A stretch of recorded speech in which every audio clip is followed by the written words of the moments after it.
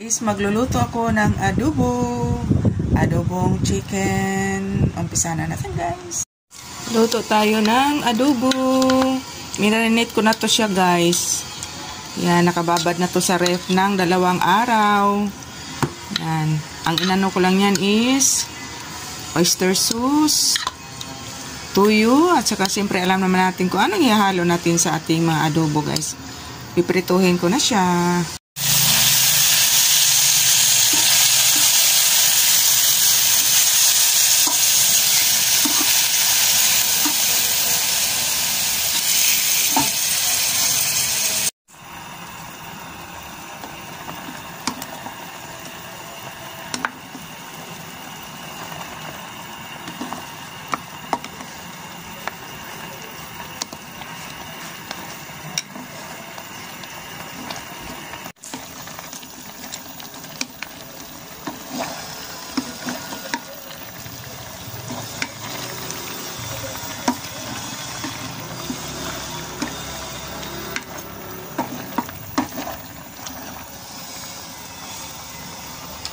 At tapos na ang aking adobong chicken. Yummy!